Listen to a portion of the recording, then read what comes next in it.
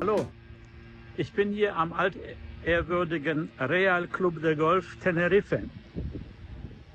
Das hier liegt auf 600 Meter Höhe im wohl kühlsten und grünsten Teil der Insel. Das liegt ganz in der Nähe von La Laguna, der alten Hauptstadt hier, die die Spanier nicht umsonst in diese Gegend hier gelegt haben. Hier sieht es ganz anders aus als im wüstenartigen, trockenen, südlichen Teil der Insel, wo der relativ neue Touristenflugplatz, der Aeropuerto del Sur, liegt und die ganzen Feriensiedlungen. Wie man hier sieht, ist der Platz recht schmal angelegt, lang, aber das werdet ihr auch ein bisschen mit der Drohne sehen, von oben. Denn in diesem Film hier zeige ich euch einige Löcher, einige Bahnen. Ich werde hier spielen, es ist mittags. Ich habe Glück gehabt, denn für Greenfee-Spieler, die hier zwar willkommen sind, gibt es nur bestimmte Zeiten, in denen man hier spielen kann. Ich glaube, das ist nur während der Woche und morgens oder bis zum frühen Nachmittag. Also erkundigt euch beim Club, denn das hier ist insofern ein Erlebnis, als es der älteste Club hier auf der Insel ist, 1932 gegründet und damit eines der ältesten Clubs in Spanien überhaupt. Hier haben Severiano Ballesteros gespielt, natürlich Jiménez und andere bekannte Golfer. Ich bin kein bekannter Golfer, ein Feldball- und Wiesengolfer, aber hoffe trotzdem jetzt hier meine Freude zu haben.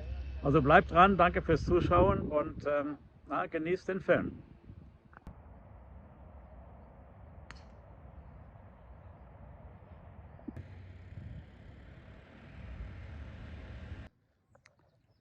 Ja, und hinten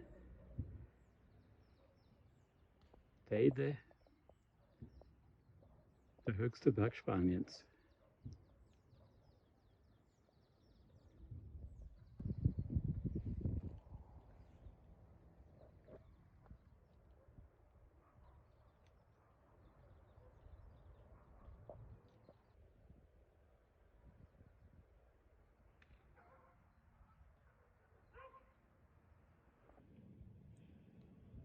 Ja, hier das dritte Loch an Par 4.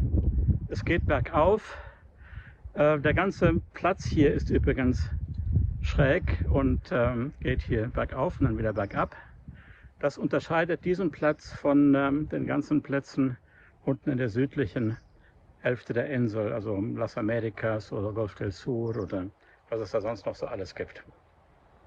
Und die ganzen Bäume und das viele Grün ist natürlich auch sehr anders. Also hinten sieht man diese gefährlichen Bunker vor dem Grün, da möchte ich nicht drin landen. Man darf sich also nicht überschätzen und meinen, dass man da unbedingt aufs Grün kommen muss mit dem zweiten oder dritten Schlag. Mal sehen. Ja, und so sehen die aus der Nähe aus.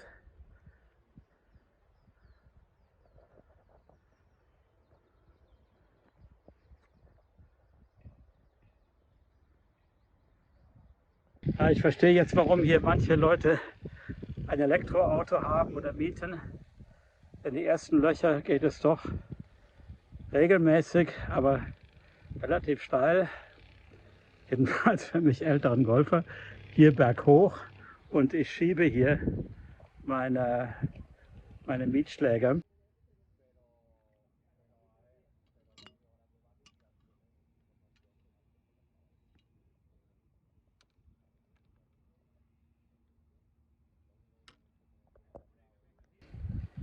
Aber naja, das ist Sport. Jedenfalls, obwohl die Luft ziemlich kühl ist, im Moment ist mir doch warm und ich schwitze ein wenig. Aber es ist doch wirklich erstaunlich grün hier.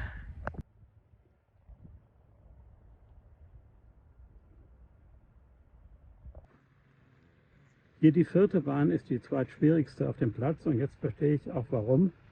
Das war beim Abschlag nicht so genau zu sehen, weil hier neben dem Grün, wenn man sich dem Grün nähert, dieser Graben ist, Wasser und der Ball kann leicht da unten runterfallen und die Fahne ist hier heute eben relativ nah an der Grenze gesteckt. Hinten wird leider gemäht, deswegen gibt es diese Nebengeräusche. Also Entschuldigung für das.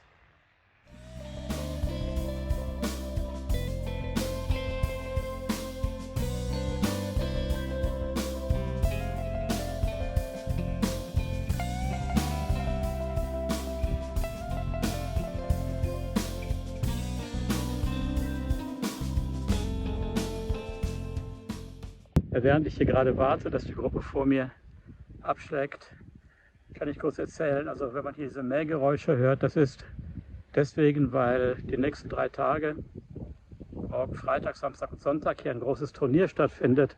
Und da wird natürlich der Platz noch irgendwie tipptopp gemacht und damit das alles sehr gut aussieht. Ich finde, der sieht jetzt schon gut aus.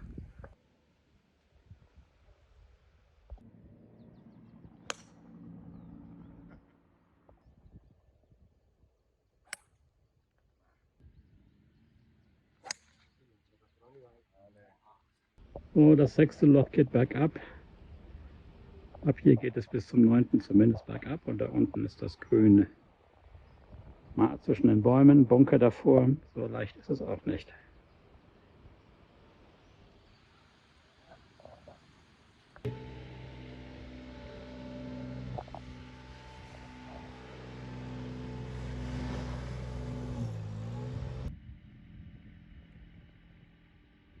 Ja, das 7. Loch ist zwar nicht sehr lang, aber es hat einen Wassergraben davor und geht leicht bergauf. Dahinter ist auch ein Bunker. Und hier werden die Plätze für morgen und die Grüns noch schneller gemacht, habe ich den Eindruck.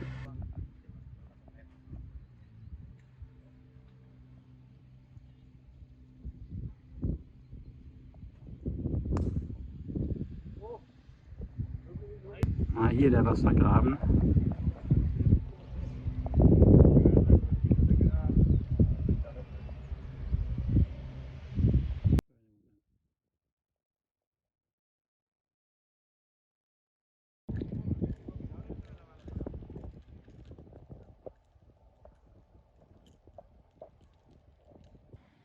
Das 8. Loch geht zwar schön bergab, dann kommt man weit mit dem Abschlag, aber dann vor dem Grün ist dieser große Bunker.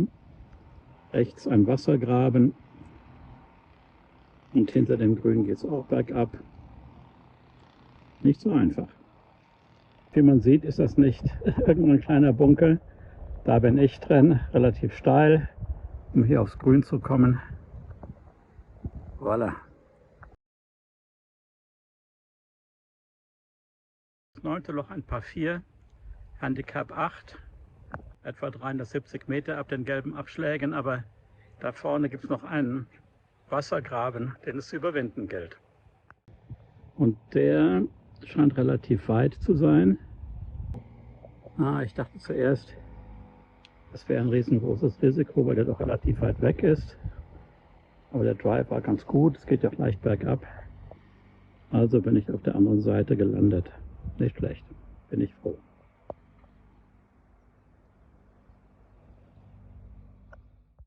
Ja, hier das 9. Grün ist nicht direkt vor dem Clubhaus, interessanterweise. Hier läuft eine Straße entlang und danach bergab geht es dann zu dem Clubhaus. Denn wie ich am Anfang gezeigt hatte, ist das hier ein langer, schmaler Golfclub. Das 9. Loch endet hier vor dieser Straße.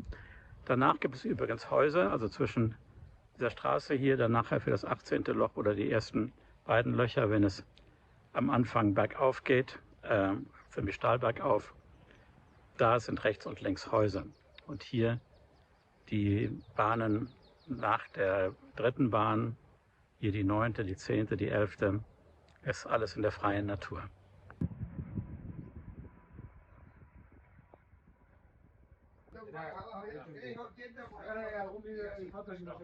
Hier am 10. Abschlag ein kleines Halfway-Haus, das sogar bedient ist. Das finde ich immer gut. No, lo veo. Hola. Bien jugado. Oh, muy bien. Aquí se acostumbra siempre tomar algo cuando... Sí. Ajá. Aquí Verdi. Muy bien, gracias. ¿Cómo se llama aquí? El kiosco del flaco. Muy bien, gracias.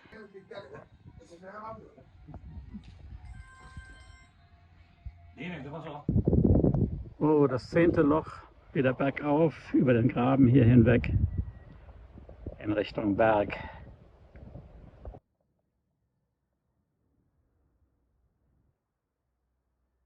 Das 12. Grüne.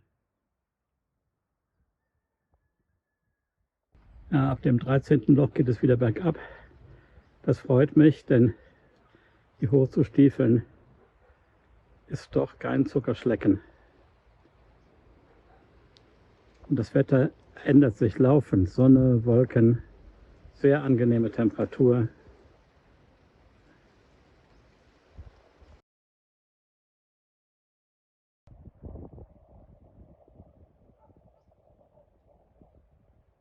Diese Eukalyptusbäume riechen auch gut, wenn man dran vorbeikommt.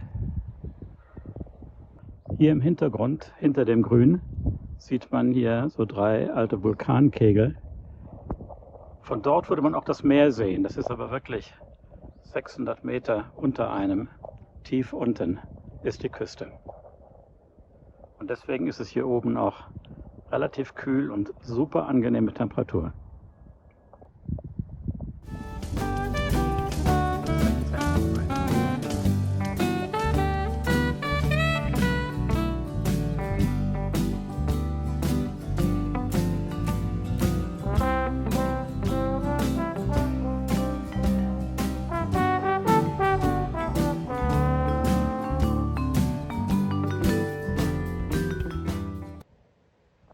Also das 17. Loch ist ja ganz toll. Sehr hoch. Hinten ist ein Graben. Ich sehe, die meisten nehmen hier ein Eisen. Ich wahrscheinlich nicht. Und da hinten das Grün. Toll. Und da ganz hinten das Clubhaus. Die Berge und das Meer, was man aber kaum sieht. Sehr gut.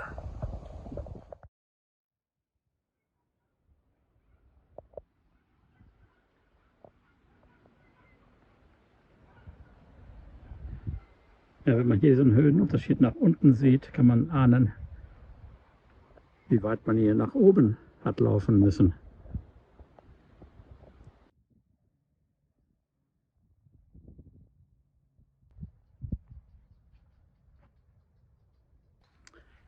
Ja, zum Abschluss ein paar 5. Geradeaus, wie man sieht, ganz hinten ist das Clubhaus. Und dann erzähle ich euch auch meinen Eindruck von diesem Platz hier. Und danach gibt es noch Drohnenaufnahmen hier vom Platz. Und die sind schön.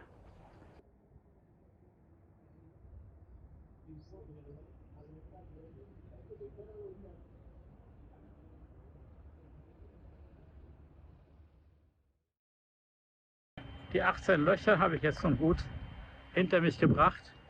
Und es sind vor allen Dingen 2 Sachen aufgefallen. Zum einen, wie grün das hier ist. Also meine Unterkunft hier auf Teneriffa ist auf der anderen Seite.